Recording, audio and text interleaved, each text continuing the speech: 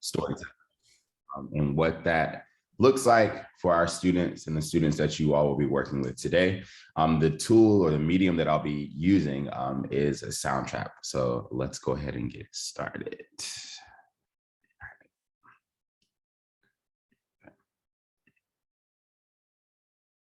Let's see.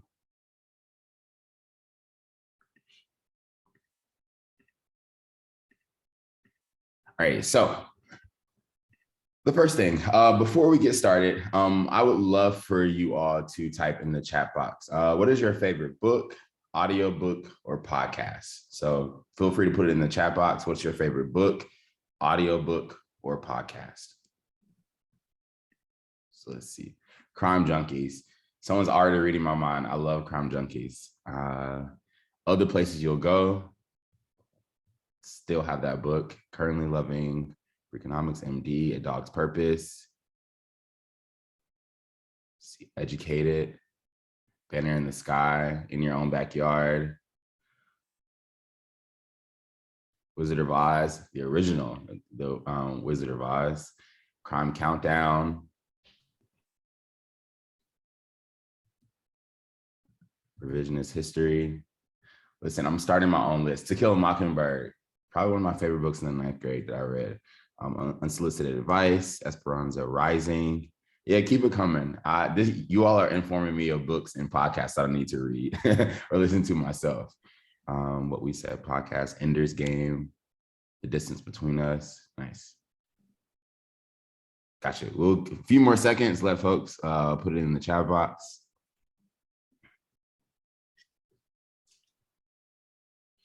For me, I would say my favorite podcast or podcast that I've listened to is Project 1619.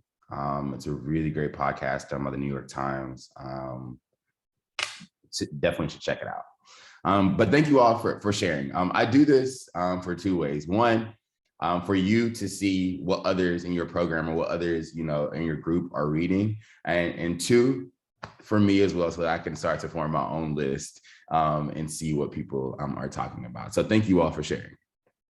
So a little bit about myself. Outside of me being here, Jostin, I am a part of the Sound Trap for Education team. And so that's the tool that we'll be using, or I'll be showing you today on how to use. Before coming to the Sound Trap team, I'm originally from Georgia, so I'm a Southern boy. I taught in the Atlanta public school system. I taught kindergarten and I taught first grade. Love my kids, definitely miss them. And joined the Sound Trap team 2 years ago and have been training and supporting teachers across the West Coast ever since then. So really excited to be here with you all. I feel as though there's some type of connection because you all are in a teacher education program getting ready to teach the future that we have out here. So really excited to be here with you all on today. In terms of our agenda, of course, did a quick welcome, icebreaker. We're going to do something called Dreaming Big, setting the stage, workshop goals. We'll go through and make some connections. I'll do a studio tour, student examples, and at the end, question and answers. And then as a follow-up, I'll be sending you all some resources. But that goes to say, if there are any time during this presentation where you have a question you would love for me to answer, just put it in the chat box, and then I'll make sure that I'll make time to address those questions for you all. So the first thing, what are your hopes and dreams for this session? So by the end of this session, what are your hopes and your dreams? So feel free to put that in the chat box, and I'll give us about a minute to put it in the chat box.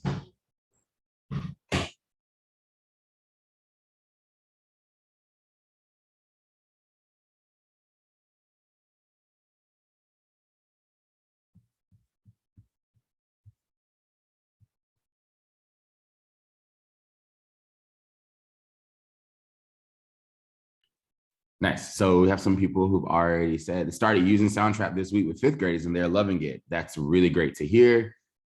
Using better technology in future classroom. Yes. Have an idea of what cool podcast type projects are possible and out there. Yeah, found a better way to connect with the students, better understand the tool, of better understanding of Sound Trap. Let's see what else we have.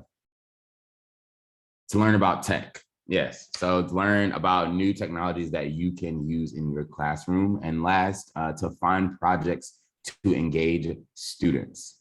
We'll give it about 30 more seconds. Feel free to put it in the chat box. What are your hopes and dreams for this session? All right, so I'm seeing that folks just want to get a better understanding of how to even implement not sound trap, but podcast into their learning environments, how to keep them safe on technology. And that's really important as well. And I will make sure that I touch on that component too. Awesome. All righty, we'll move right along. Virtual norms. I would love to just set some norms for us in this space while we're here today. Feel free to speak from the heart. As you see, we all are learning. Feel free to, if there's something that's on your mind, share it with the group. Be engaged, be open-minded. I understand that this tool or just technology in general are new to all of us. So make sure that you're very open-minded and realizing that, you know, at the end of the day, we want to make sure that we are exposing our students to some really cutting edge technologies that could really keep them engaged and creative as well. All questions are good questions. So if there's something on your mind and you're just like, I don't know if I want to ask Jostin, please ask. And then most importantly, have fun. I want to make sure that by the end of this, you all can at least take away some student examples, or you got a chance to even go into the studio yourself and try Soundtrap out. The goals for this workshop. I want you to learn the benefits of audio recording in the classroom. So we're going to touch on a little bit about why audio recording is so important for student learning. We're going to talk about the different stages of the podcasting process. I'm going to create a sample recording with sounds. I know you all will get an opportunity to actually work inside of Soundtrap. We're going to look at different student examples that were actually created in the Soundtrap studio, and then learn different strategies to amplify speaking and listening skills. So the first thing, the benefits of audio recording. We know that audio recording, it can speed up the brainstorming process. So rather than having students writing down the information and having them maybe type it out, you can open up a project inside of Soundtrap, or just open up the studio inside of Soundtrap, hit record, and you can just start, you know, calling your thoughts out. That's just a really quick way to get the brainstorming process moving. You know, the audio recording refines student voice. So there are times where I know that students may not like to hear their own voice when it's like playback. I know growing up, I used to cringe when I used to hear my voice, but I realized that's how you sound. So getting them to, you know, start to listen to their voice over and over again and practice, you know, the language, practice, you know, refining just their voice. What's important, practice and revision. With the podcasting process, it's going to take practice. This isn't something that, you know, you can whip out to your students and 2 days later, they already have an original podcast that's on a platform. It's going to take practice, and it's going to take a lot of revision as well. So although when you introduce your students to Soundtrap, it may get frustrating in terms of, like, you know, the recording or the editing process. And they may get frustrated as well, because this isn't something that, you know, some students can do just in one turnaround. They're going to have to keep revising and keep practicing. And most importantly, the benefits is improving self-assessment. So rather than, you know, having like the old fashioned like test where you write the essay, or you write a paper, giving students the opportunity to actually reflect on what you are teaching them. You can sometimes find that students, they may get to the answer a different way, but they still got to the right answer. So being able to prove that self-assessment for them. So the first activity that we're going to do is I'm going to play a book review that was done by an elementary student inside of Soundtrap. It's based off of Charlotte's Web, so maybe some of you all are familiar with Charlotte's Web. And so the questions that I want you to think about is, of course, the name of the book, I told you, but the two questions that I want you to respond to after we're done is, name two characters from the book that the student mentioned, and who was the student's favorite character? So,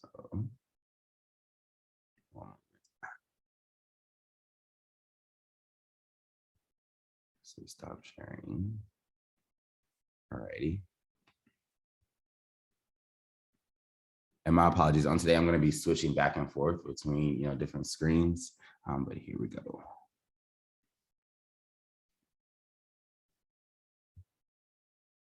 Let's see.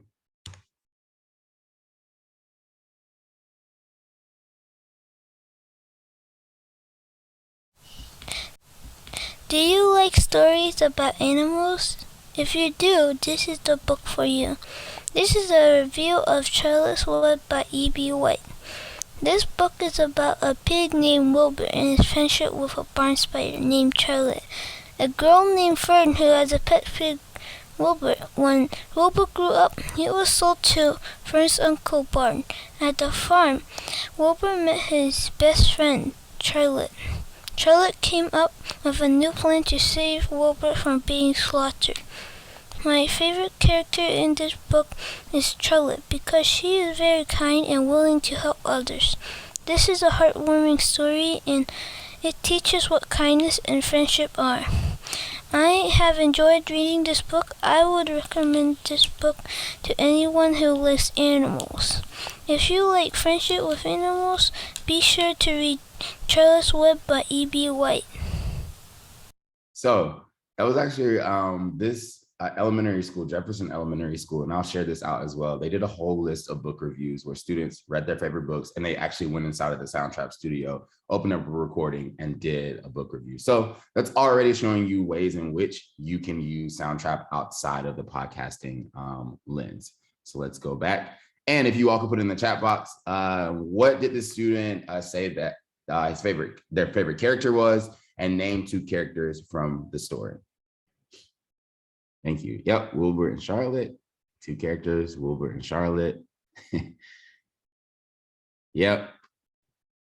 Awesome. So another I guess, skill I just did was just like a self-assessment. If you can be able to listen to it, really hone in on like the details of the story and being able to recall it back. So this is something that you can do for your students as well.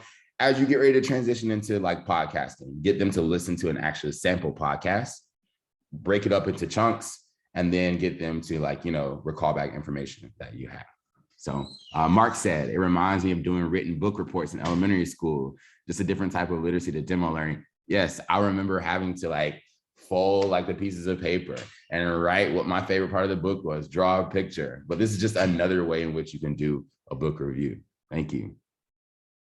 Yes, everybody got it right. It was Charlotte and Wilbur, but Charlotte was the favorite character. Thank you. So let's move right along. Let's see. All righty.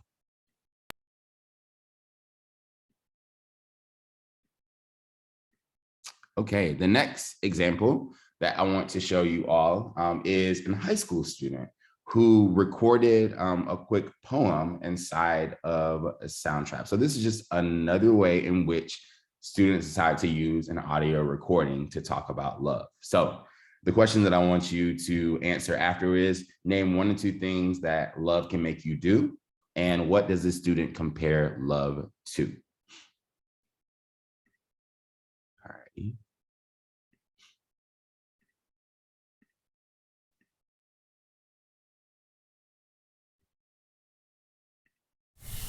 My name is Xavier Nostaida, and this is my poem about feeling joy and loss from love.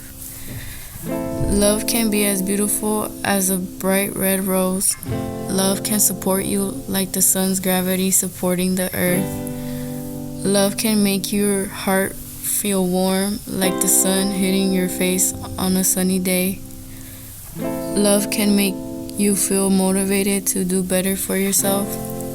Love can make you feel important and cared for. Love can bring you joy like a kid receiving a toy, or as happy as a kid waking up on his birthday. Love can bring you new opportunities and confidence. Love can open your eyes and make you change how you see the world. But love can hurt. Love can bring pain, like the pain you feel when you get a paper cut. It will make you cry. So many tears, you could cry a whole river. It will make you upset, frustrated, and will make you want to reset. You'll feel mad or sad, and it will make you feel like trash. Love will bring you stress and make you feel like a mess. Love will make you feel drained emotionally and physically, but don't be scared for your heart. It will always repair. Because true love is the most precious thing a person could ever experience. Love is beautiful like the shining stars in the galaxy. So that was done by a local high school student. I just heard it last week. I actually did like an on-site, and I met this student. And when I heard it, I was just like, wait, wait, you know something that I may might not know about. But in speaking with the student, they definitely said that it took time for them to actually express themselves and to hear their own voice. And then even in like the revision process, as that student was writing out the poem, it took him like several rounds to go back and forth to figure out how he wanted to put the story together. So once again, although it's not a podcast, it's another way that, audio, you're recording some type of audio. So it could look like, as we said before, the book review, or it could look like something in the version of a poem. So I'd love for you to put in the chat box, name 1 or 2 things that the student said love can make you do. Love can be joy and draining. Yes, love can make you feel motivated to do better for yourself. Love can make your heart feel warm, upset, mad. Love is like a rose, pain from a paper cut. Already that type of like figurative language that's in there. So pieces of ELA that's coming in. Love can hurt, but it's okay, because your heart will repair, and love can make you cry. It compares love to being as beautiful as a bright red rose and beautiful like the shining stars in the galaxy. So as you see, is not just, you're not just recording audio. It's honestly speaking, listening, literacy skills, all these things are coming into one. And love can make you feel like a kid waking up on their birthday. Awesome. Thank you all. Thank you all for sharing that. So let's move right along. All righty. So when we were making connections to UDL, and I'm sure it's something that you all have seen in your courses before. So in terms of audio provides multiple means of engagement. And that's something that I know at the beginning, when I asked what are your hopes and dreams, some of you already said trying to find ways to engage with your students. So that could look like a podcast, that could look like a speech, that could look like capturing the students' interest to spark actual discussions. You may never know like what students like until you ask them. So allow them to have a space where they can record and they can share things that can help you, engage with them more. And then audio provides multiple means of action and expression. So when you think about ways in which students can express themselves, and also, thinking about decreasing communication and open up space for equity and accessible tools. So there may be some students that are really, really shy, and they don't speak up in class. But just imagine if you gave them a tool such as like Soundtrap or something to record their voice where they can actually share. And then you as the teacher can go on the side and you can listen to it and to start to make those connections to figure out ways in which you can connect and engage with your students even more. And lastly, audio provides means of representation. So rather than having something that is a book or something that is an audio book, audio can have, you can have a journal article. So every day when you get home from work or wherever you are, even on your morning commute, imagine a way in which you can open up a recording and you can record, your daily routine going to work. So just giving different ways for you to engage with your students and also increase the communication. So moving forward, we've kind of like talked about the benefits. We've listened to 2 examples. We started to make some type of connections. Now let's transition over into the podcasting journey. So before we start this, I want to say once again, when you approach your students with podcasting, this isn't something that, it's going to take some time. It's going to take a process. It isn't something that, because some students may get stressed out and say, wait, I listen to something on Spotify, or I listen to something on Apple Music and mine doesn't sound like that. It's okay. Trust me, before, I even started to learn more about audio recording, I did not listen to podcasts as well. But I want to take you through kind of like the journey, or at least the first few phases of what you'll need when you're starting to podcast. So as you see, it's phases 1 through 6. Today, we're really going to focus on phases 1 through 3. So in the first phase, you have to determine like a theme. What is your goal? Like, what do you want your students to achieve by the end of said episode? Or if you're creating a series, what do you want them to have learned? The best way to get students to start to podcast or to share their thoughts is to give them a free range of their topic. In the beginning, let them maybe, talk about their favorite football player, or talk about, their favorite meal that a family member may make. You will start to see that they start to become more passionate about like speaking when it's something that they're really close to. So in that first phase, it can look like, determining the goal and theme and giving them something that they're passionate about. And of course, as I mentioned earlier about like the brainstorming phase, it could look like a story map, it could look like a storyboard, or it could look like you open up a recording inside of the studio and saying, hey, let me start to just brainstorm the ideas. Maybe I want to talk about the characters that I want. I want to talk about who I may want to interview in my story. I may want to talk about, I want to have a quick little advertisement in my story. All these different types of things that you can do in phase one. After you've done that, kind of transition over to phase two, which you're like, start to setting up the script, and that can look like pulling in the characters that we talked about in phase one, the folks that you want to interview in phase one as well, and you're starting to build it out from beginning, middle to end. Podcasting is a story, we write stories. That's all it is. And then you start to organize your thoughts before you're recording. Once you got your script together, you feel confident. Now it's time to actually go inside of a device and start to record. And that device that we'll be using today is Soundtrap. And yes, podcasting, only thing podcasting is narration and sounds. It's nothing else more than that, are just words and sounds put together. And so I always, when I'm working with teachers and other folks, I always, because they freak out sometimes, because they're just like, wait, I don't know what I'm doing.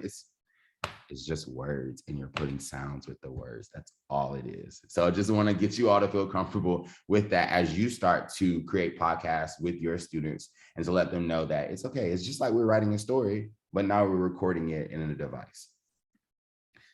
And I always say it's so important when you're introducing podcasts to students, let them listen to exemplars first, so they can start to hear how it's structured. So you see, I put some of the ones that I listen to, Science Versus, The Daily, Recorded Arts is the one that we have here at Soundtrap. Dish That Textbook, which is a really great one as well. I know some folks mentioned at the beginning, learning different new technologies. That's a really good one. Dish That Textbook is a good one if you want to learn about different tech devices that are out there, or tech tools that are out there. For those music lovers, I love Dissect. It'll take an album and it'll dissect it from like the beginning of the album all the way to the end. And then Spanish Stories for Kids. That's a way in which you can just put it on, and it tells different narratives in Spanish. So as I said, before you introduce podcasts to your students, always allow them to listen to some type of exemplar. So for today, we're going to do our next activity. This is a really cool way in which you can start to introduce your students into podcasting as well. As I mentioned, this is an exemplar podcast that we will listen to. We won't listen to the whole thing. We'll only listen to a portion of it. But as you are listening to this podcast, we're going to do 2 listen throughs. I want you to tell me at the end of the first listen, what sounds did you hear? And then the second listen, what sounds did you hear? And then we're going to talk about how did the sounds enhance the story. So let's take a listen.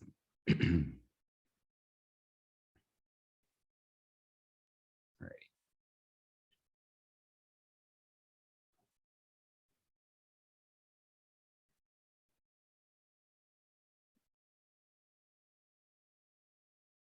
Well, it's giving me some difficulties this morning, but let's take a listen to, I have one that we can listen to. Give me one moment.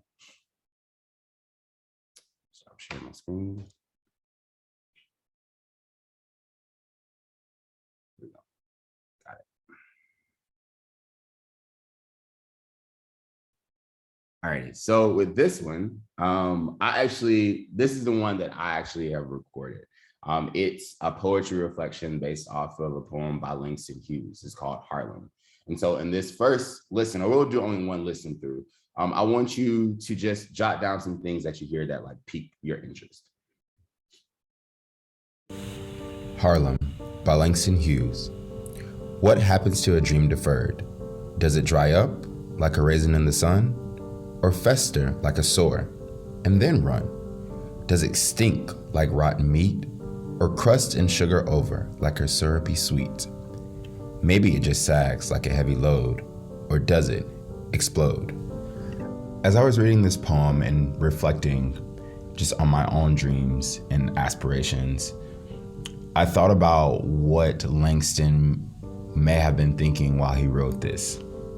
So the Black American dream was so big at that time, but there were so many barriers that prevented Blacks from actually envisioning those goals and dreams. The question that Langston, I believe, was asking was, would you allow your dreams, hopes, and aspirations to stop you if you did not see a bright future ahead? And I think my favorite stanza out of that is, or does it explode? Meaning, eventually the dreams that you have, will they get so big that they explode and you can't envision it or see it anymore? I know for me, I have so many dreams and aspirations and goals that I want to achieve that I make sure that, I don't allow them to just sit there and fester over time, like you mentioned, or having dreams that eventually just dry up and I don't even think about it anymore. But I really appreciate how Langston wrote this at the time, and I think that is so, valid, and it is so important right now that, we continue to dream so big and we achieve those dreams that we even surprise ourselves. So that's a quick poetry reflection that I did actually inside of the Soundtrap studio. So would love to hear in the chat box, although it's a reflection of myself, what are some things that you thought about as you were listening to that? Background music flows. Yep. I hear the voice and feel the music, the piano and words give the listener a hopeful feeling. Dream big. Yes. Yes, I like that. You use the same section of piano over and over again. The piano adds depth. As a music teacher, yeah, thank you. Yeah, as a music teacher, noticing that.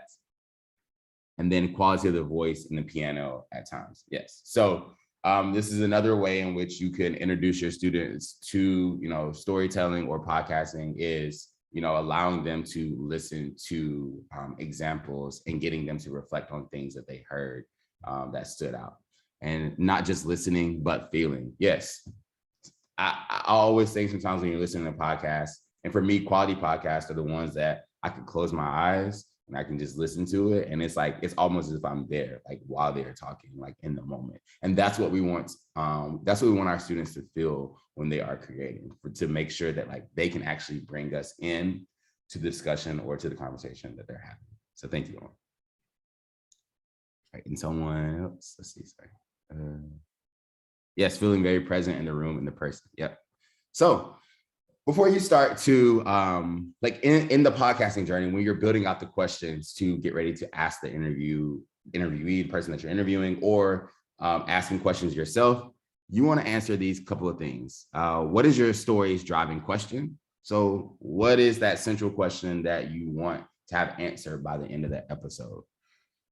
What is it not about? What do you want your podcast to not be about? If you start talking about, let's say,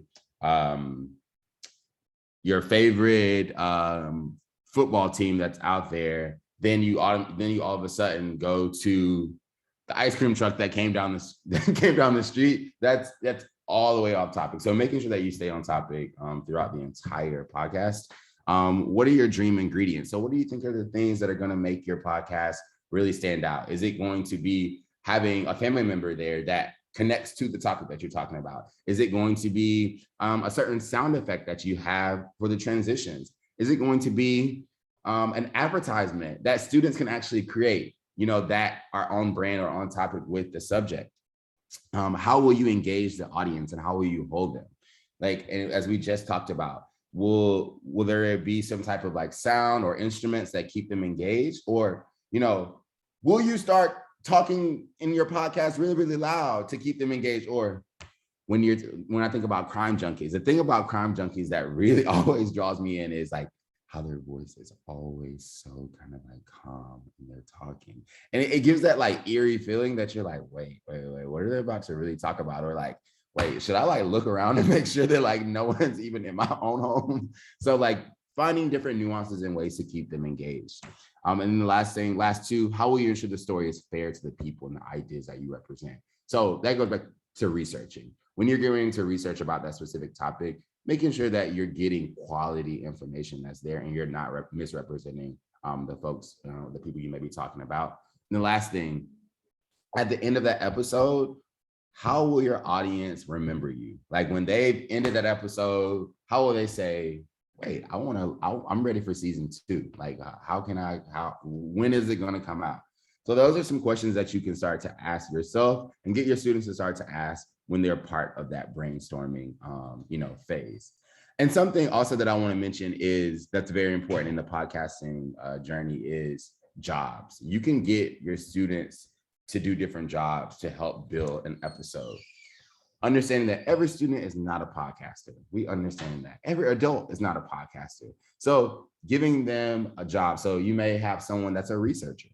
You may have someone that, crafts the questions. You may have someone that goes out and scouts the people that you're going to interview. You may have someone that's going to edit. You may have someone that's going to put the music together.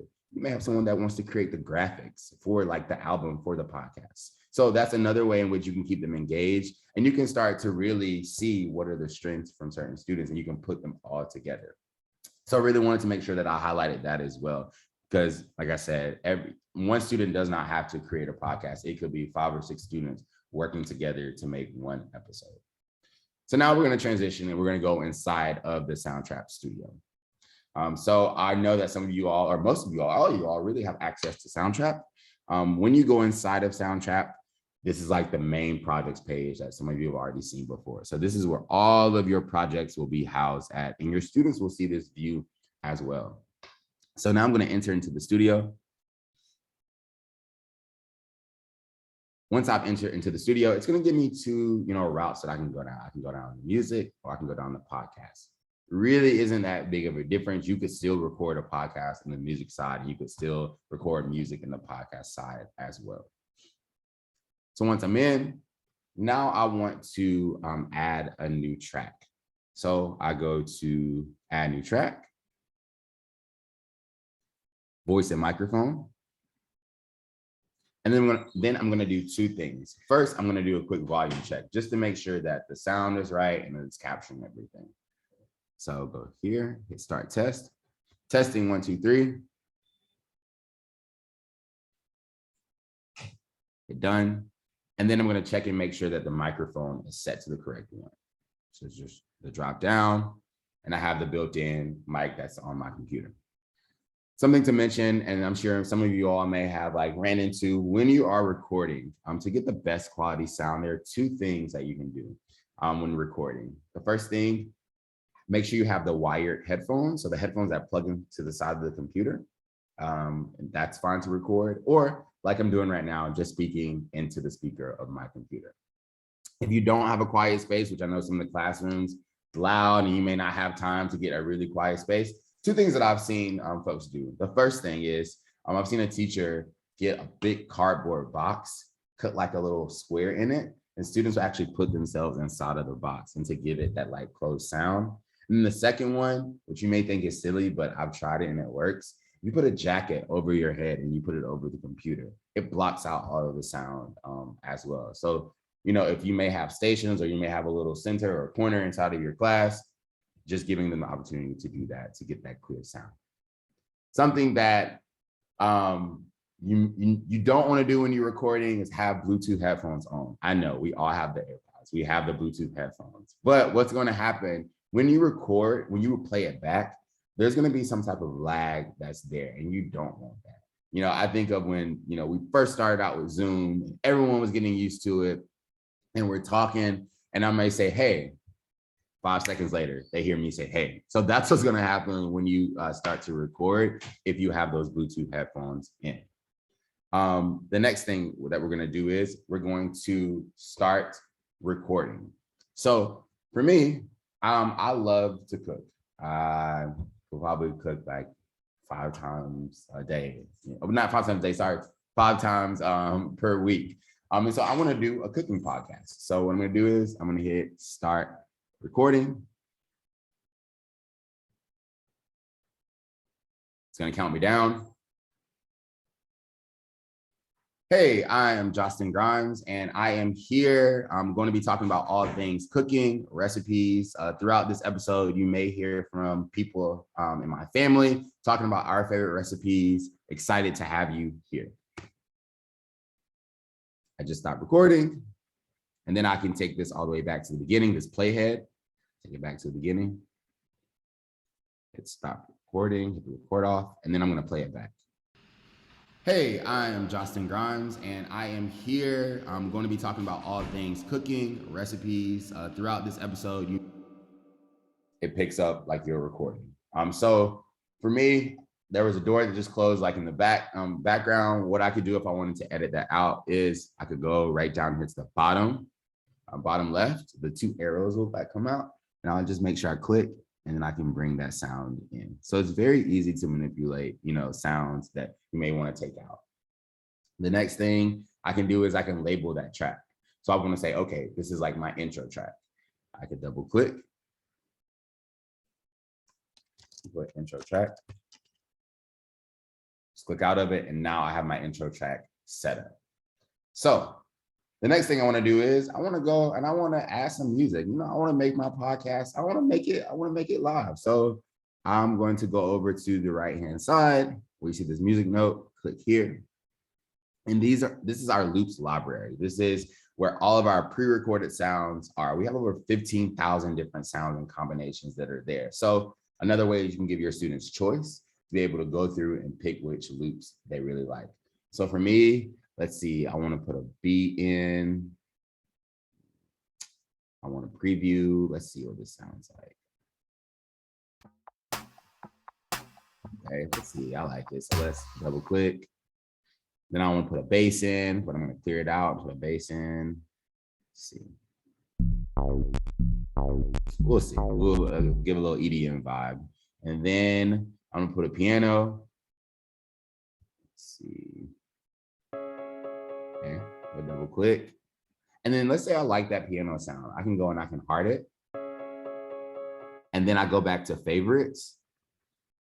And then it'll show you which sound that I've hearted before. So a way in which, if you have a student that really likes a set of loops and they want to go back and put it into different episodes, they can just favorite them and they can go back and listen to it. So now let's listen to what they all sound like. So I'm going to mute my voice first. And then I'm going to play it back. Let's see.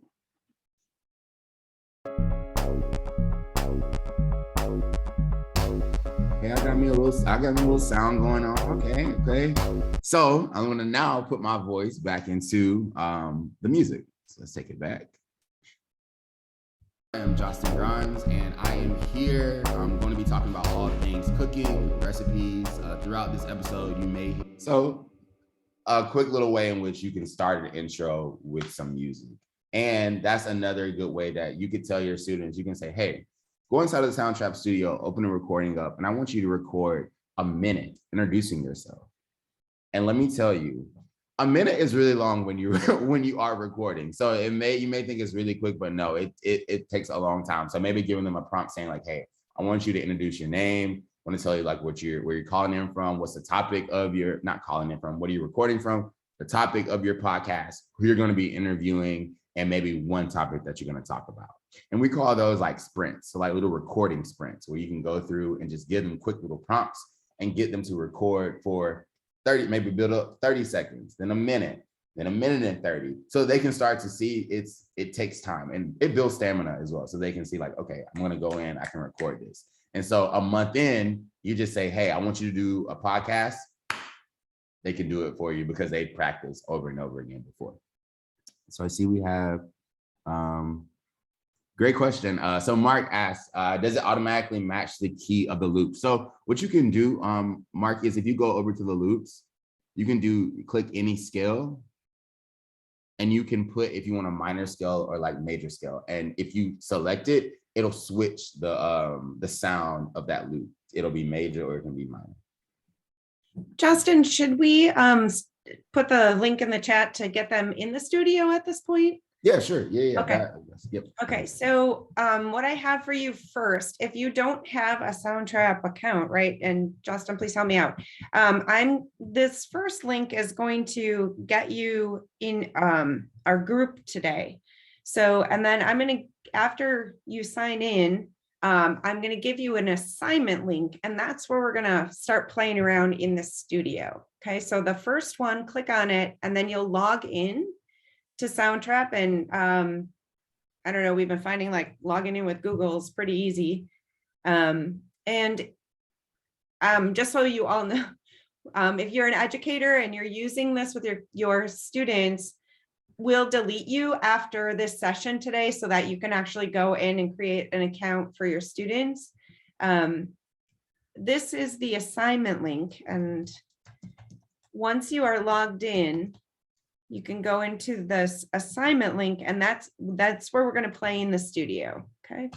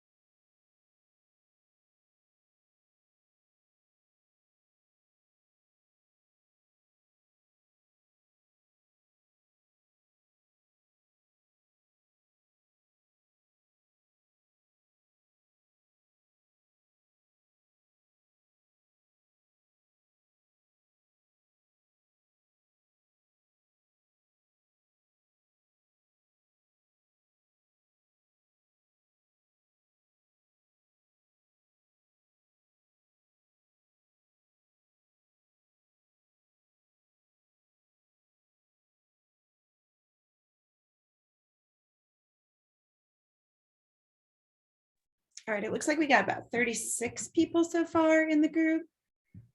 So yeah, I guess we can, and then only a couple people are joined in the project at this point. So if you can, look at, click on the assignment link once you are logged in the chat, and then you'll be able to get into the studio and start playing around.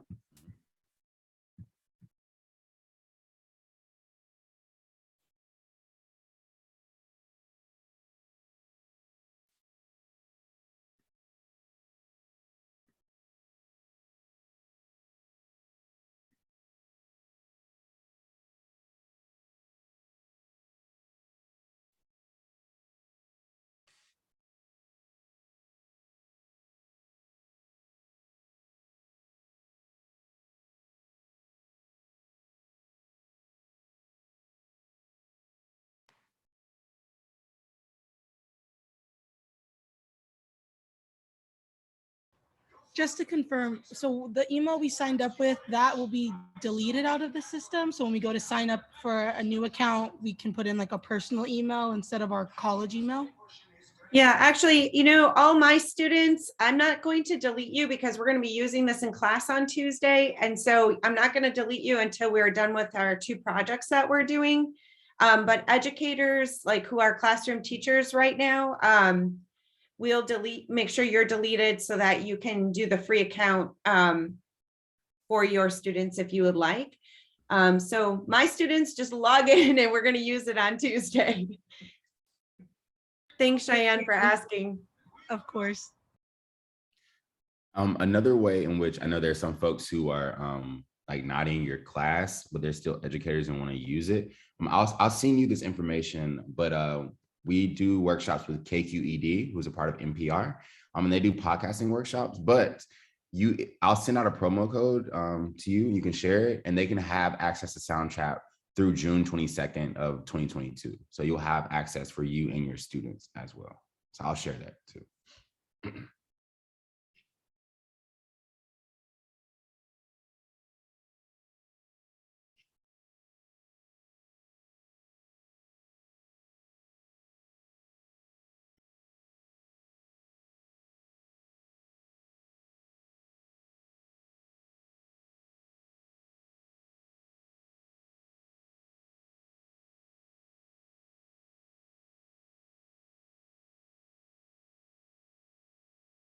Okay, I only see 3 people in the assignment folder, so I don't know what the next step should be here. If you all can go into the assignment link, that is actually going to take you to the studio so that you can play around, and maybe Justin can help us learn some new, fresh, or first steps. Yeah. I'll give it a couple more minutes and then I can go back into the studio and I'll show some things. So.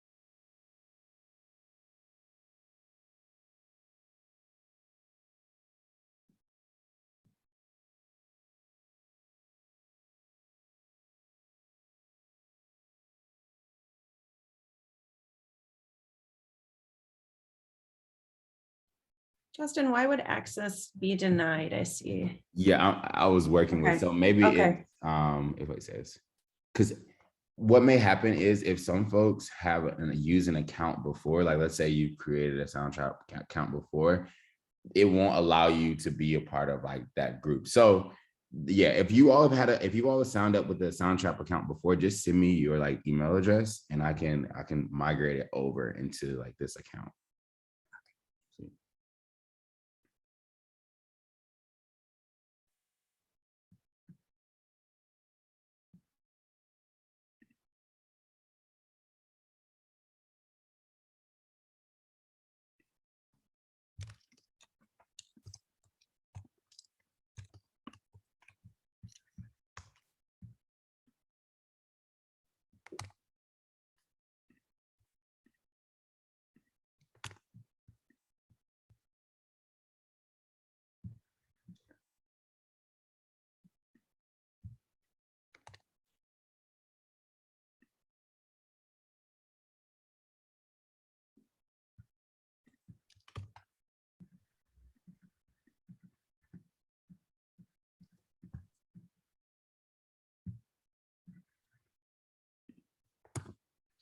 I already see Dr. Flores has a podcast going.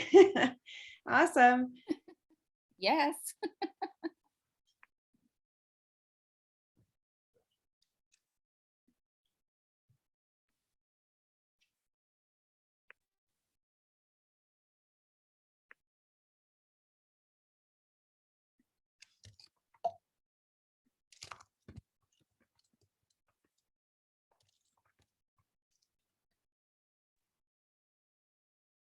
Anna, I don't see you in the assignment folder. I just see you in the group.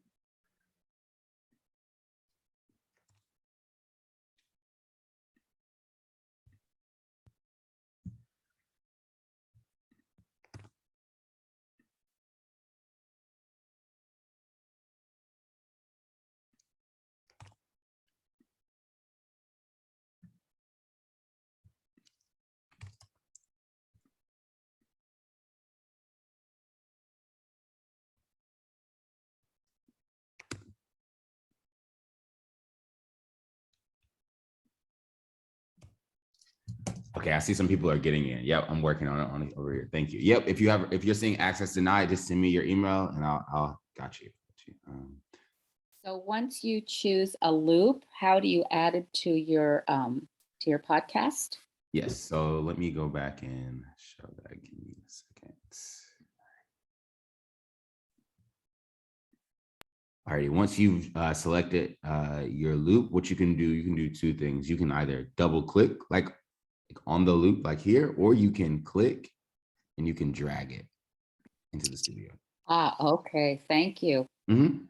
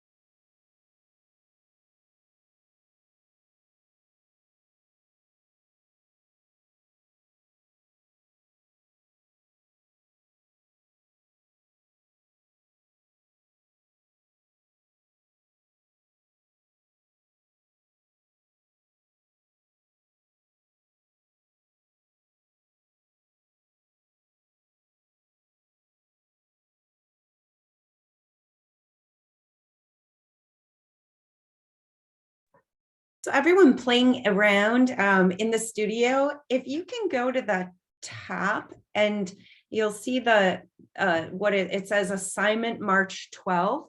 If you click on that little pen, can you edit that and put your maybe just your first name or the title of the piece that you're playing around with? That would be great.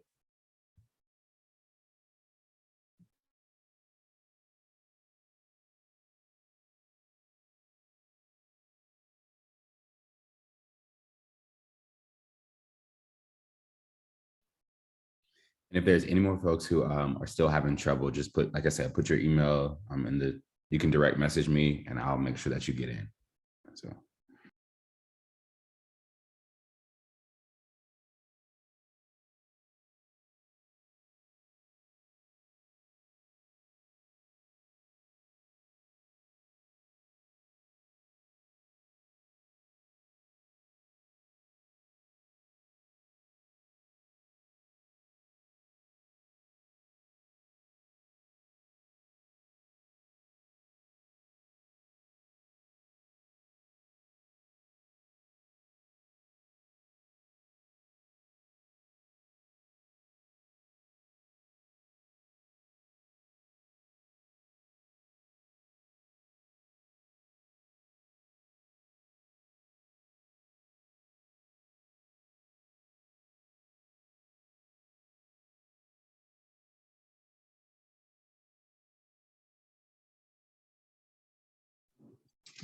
Professor Wood, Yes.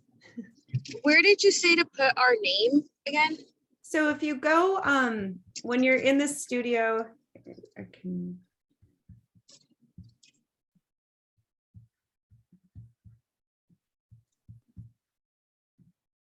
So when you go into the studio, there's a little title up top. It says assignment March 12th. All you need to do is click on the little pencil and then change the name to your name.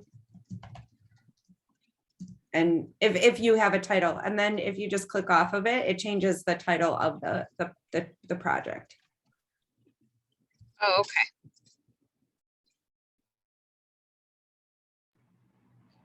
Can you upload music? Did I miss that? Like from like Spotify or like I just saw on your computer, Professor, like you have kids pop up. Like, is that stuff that you can just drop into your video? Yes, I can explain it for you. So I can share my screen because there's, yeah, let's see, share screen. Okay, so in the center of your screen, you'll see something it's like import file. It's right here. It's like a door. So you hit import file and you choose the file. It's just like your import, if you import another sound in and you select which sound that you want, you hit open and then it'll open right up inside of the studio.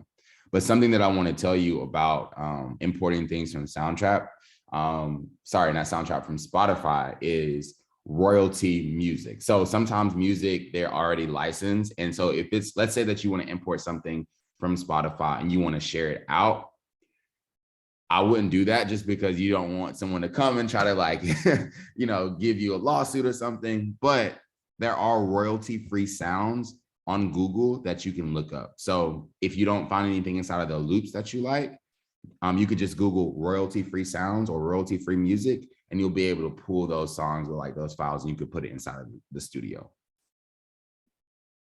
Awesome. Thank you. Mm-hmm. And that's the same way with your students. Like if your students are working on a project and, they want to bring some music in and you're just sharing it with your class, that's fine. But when you go to try to share it, with the public, that's when it may become like an issue. So that's why, I mentioned about the royalty-free sounds. So. Justin, I had a teacher the other day ask, could you record on another platform and then import the recording? So if they were, at home recording something, but then we wanted them to use Soundtrap in the classroom, how would they go about importing a sound or a recording from another platform? Are you like meaning if they recorded something like from like YouTube or Or like, they used like just okay, say it was like SpeakPipe, right? So they download the MP3 file or grab a link or something. Would they be able to import it to Soundtrap? yeah, so if it's something where you've already downloaded as an MP3 file, you could just do the import file like the regular way. So go to import file, choose that file, and then you can bring it inside of the studio. Yep. So it will have to be like an MP3 file that's already downloaded. Mm-hmm. Yeah, so great question. Someone asked, sorry, how well does the editing work on an iPad? Our team is actually making a lot more improvements to the iPad. Right now, there are very limited features or ways in which you can edit. The best one, if you have a Chromebook, is really the best way that you can edit. But thank you for that like feedbacks. That's again, I can take to the team and let them know like, hey, let's try to like improve our iPad features.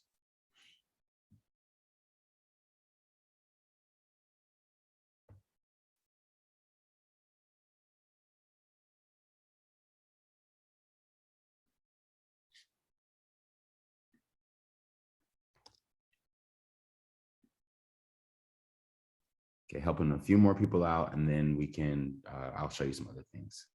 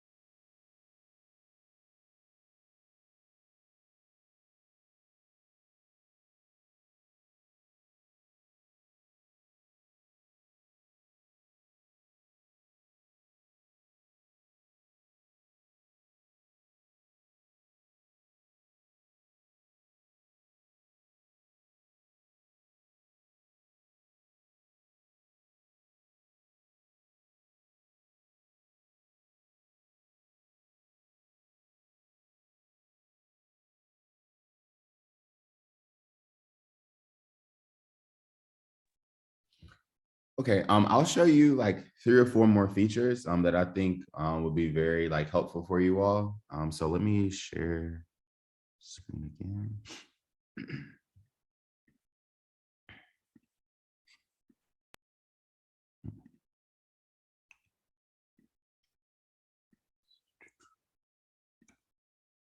All right.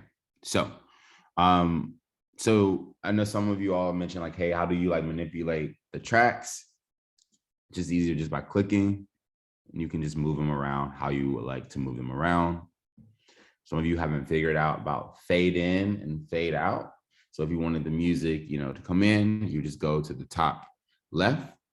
The 2 arrows will come out. You just click fade in. You just click and drag it down. And that's the same thing with fade out. You go to the top right, click, fade out. And then with the volume, adjusting the volume, as you saw, you just hover over like the volume knob, you would click it and you just drag it down or up with like your trackpad or with your mouse. Also, now let's say you're done with your podcast that you've created, your beginning podcast, and you want to turn the audio into text. So you want to actually transcribe the audio. You would go down to the bottom left where it says transcript right here. You go to select voice track. So you hit the drop down and you're going to transcribe your voice. Soundtrap will only transcribe your voice. It won't transcribe the music for you. So you hit transcribe, confirm it. It's going to take about a minute to 2 minutes to load up. While it's doing that, I want to show you the different language features that we offer inside of the studio. So let's say you have a student that's speaking Spanish or a student that's speaking French. You want them to record a podcast in the language. You go to settings, go down to language, and we have all these different languages that are offered here. So that's just another way in which you can engage with your students even more by allowing them to record in a specific language. Another thing that Soundtrap won't do is it won't translate back and forth. So if I was recording in English, and then I wanted to turn into Spanish, it won't like translate it for me that way. I would have to set the recording to English first, then the portion that I wanted to speak Spanish, and I'll have to go back and set the recording to Spanish and do it that way. So let's go back now to, I want you to see what it does. So I'm going to mute my music so it doesn't play over it.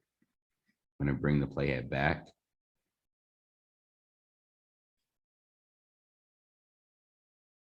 And I'm going to start playing it. I want you to follow the text along. I am Jostin Grimes, and I am here. I'm going to be talking about all things cooking, recipes throughout this episode. So it follows along with you. So it's another way that you can keep your students like tracking with you, making sure they're following along like as the story is going. You can go through and actually edit the transcript text. So here, I see my name is pronounced Jostin, which Google has done that all my life. I will click on it, hit the letter E on the keyboard, and just change it to Jostin. I can do it the same way with punctuation as well. So if I wanted to change this punctuation right here at the end of the sentence, click the letter E, and I can go back and I can change the punctuation. Or let's say now I want to take out the whole beginning of my introduction. So I'm just going to double click, all right, or just click and drag, and I'm going to hit delete. And it just took the chunk of that piece right from the beginning. So this is very easy as you're going through checking, for final edits. You want to take a whole sentence out rather than trying to go back to the track and delete it that way. Pull the transcript open, highlight the sentence, hit delete, and it will take it away. Now, something that Soundtrap will not do is, let's say at the end of this where it says excited to have you here, and I wanted to add another sentence, I can't go in, double click, and type the sentence out. I would have to go back and record that sentence that I wanted there.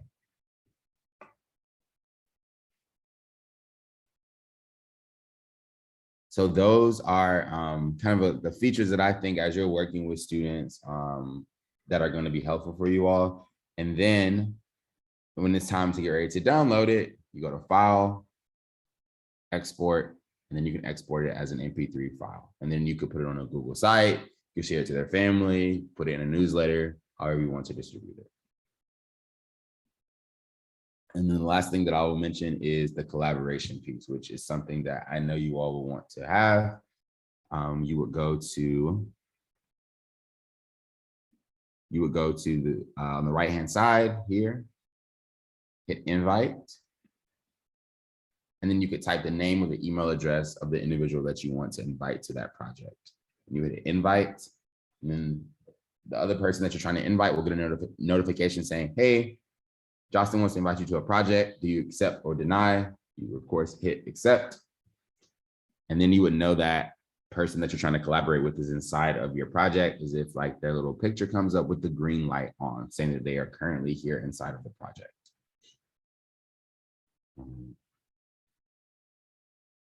Yes, thank you. So something to mention also about collaboration, you can only collaborate with people that are inside of your group. So let's say I'm a third grade teacher and I'm working with someone that's a second grade teacher. Our two classes could not collaborate with one another because we are not in the same group. Now, if myself and the other teacher, we wanted our students to collaborate, we would have to create a group, add all those students to that group, and then they'll be able to collaborate. That's because we want to protect the student, like their privacy and their data. So hitting back earlier when someone mentioned about making sure it's safe, yes, we have something inside of Soundtrap EDU called the Wall Garden, which is like this invisible kind of like digital protection space to keep them, to keep their information like secure, so that no one else outside of that group could try to collaborate with them. Justin, can you just show like how you would move your voice to like be in the middle where you would have like the intro music and maybe some outro music, and then how you would extend music? I think that was another question. Yes. So if I wanted my voice to be here, and then I wanted to drag it over, you just like drag it that way. And then if I wanted to put the outro music, you just line it up, you drag it to the end. And then if I wanted to extend the music, I just go here, like the top, it's gonna say loop, and you just click, and you just drag it that way. Hopefully that answered the question. If not, let me know.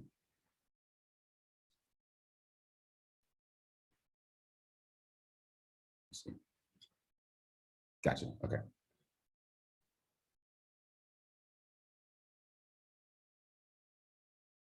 Are there any other questions right now as you all are, playing in the studio? There's something you would like for me to answer?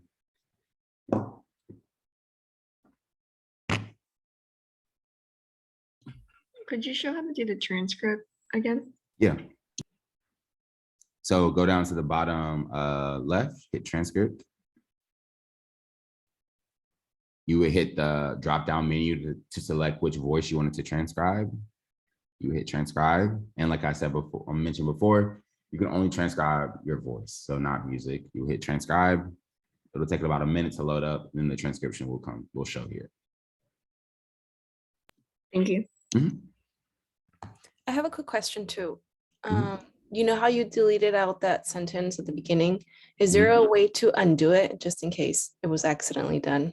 Yeah, so I would say the rule of thumb is if you want to delete it and you want to bring it back in, I would say go ahead and like just do the undo, because what's going to happen is you probably made some other changes before then, and it may get lost. Or what you can do is go to File up here, go to Previous Versions, and then you will see every time a change has been made. So that's why it's important to always like hit save, like every minute or 2 minutes, hit save, so that when you do hit the previous version, you can go up and you can open that specific version of the one that you saved. Okay, thank you. Mm-hmm.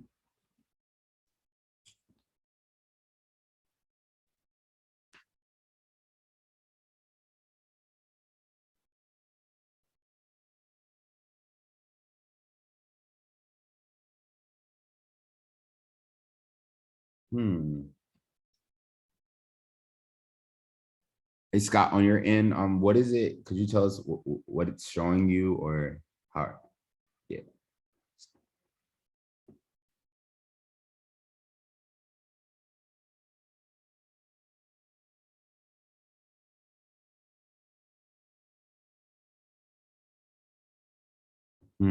Let's see. Give me one moment.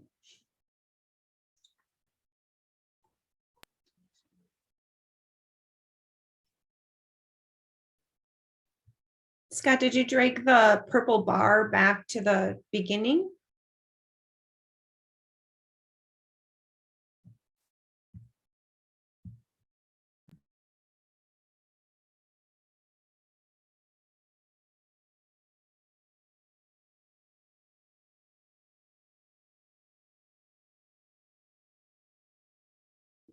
Scott, are you able to share your screen if possible? I'm just trying. Yeah, I just want to see what's going on.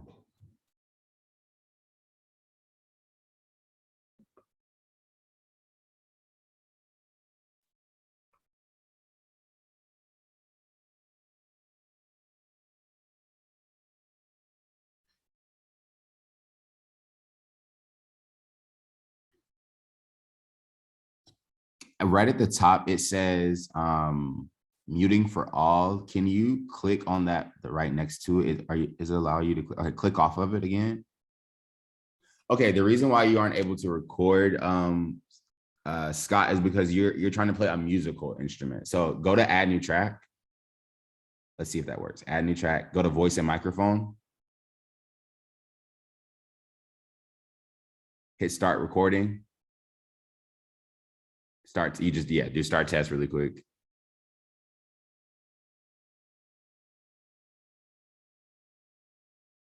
Okay, yep. And then it's going to count you down and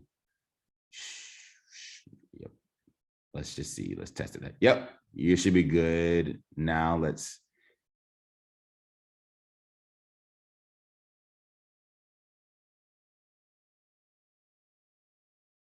And it's not letting you click and drag. Let's see. Can you try refreshing your screen? Oh, there it goes. Never mind. Okay.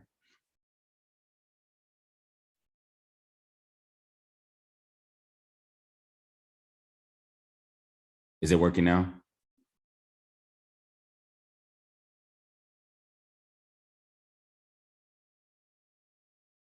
Gotcha. Okay. You're welcome.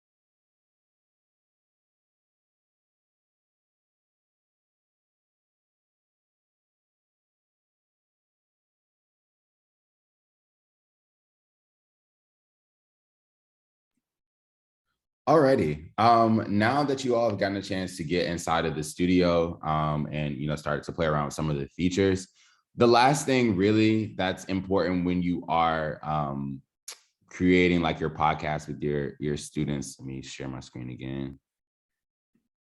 Is I mentioned before, so making sure you go up, have your students to label their podcasts, and you could do let's see.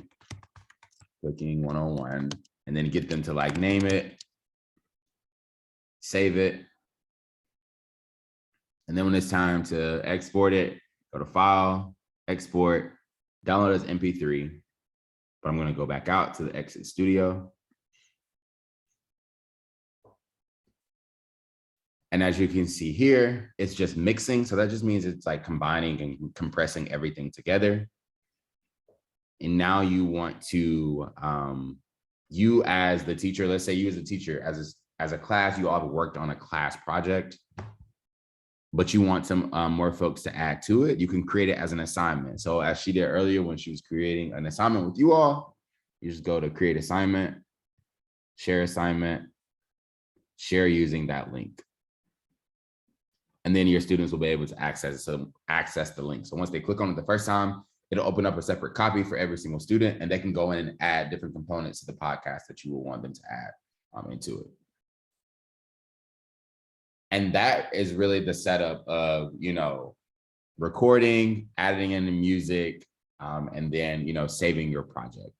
as I mentioned before, it's always really good to just get them used to just being inside of the studio, because it can be so much at one time. So allowing them, I know someone mentioned earlier, like, hey, what is some of the beginner things? What I always say is get them to start practicing with the loops. So allow them to pick maybe their favorite 3 or 4 loops, put them together, edit them, maybe decrease the volume, put a different sound effect in, allow them to do that, and then open up a recording and maybe record the voice for that 30, 60, and at a minute, like do those type of sprints. And the last thing that I want to show you all is some resources that you can look at when you're getting ready to actually dive in with your students. So let me stop sharing and let me show you.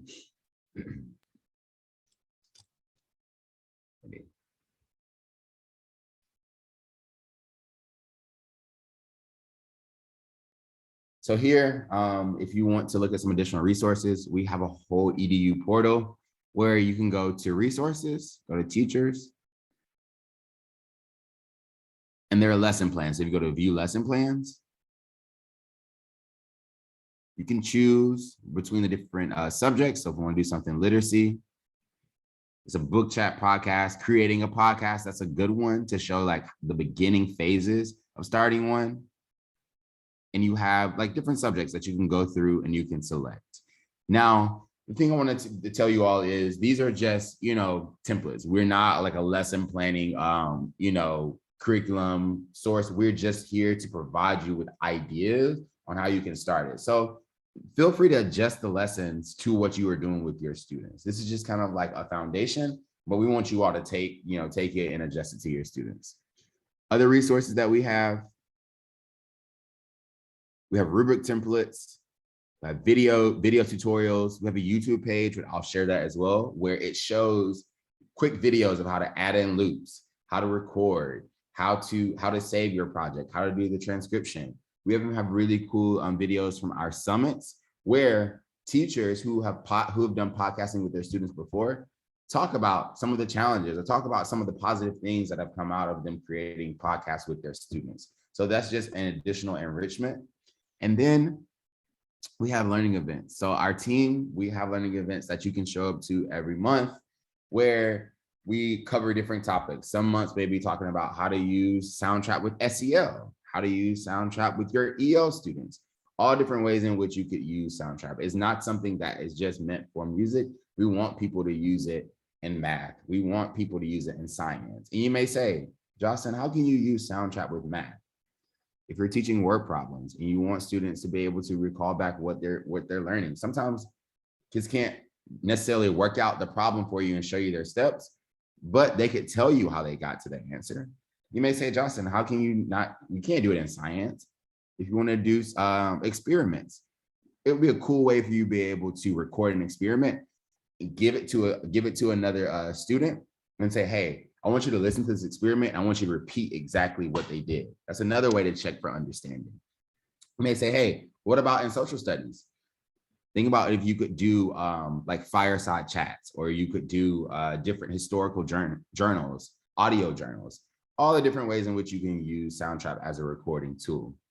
So those are kind of like the overview of Soundtrap, how you start with podcasting, and the resources that we have here. And to close out on my end, thank you all for having me. I'm here as a resource. This isn't the only time. Hopefully I'm staying in contact with you all. I'll put my email address in the chat box.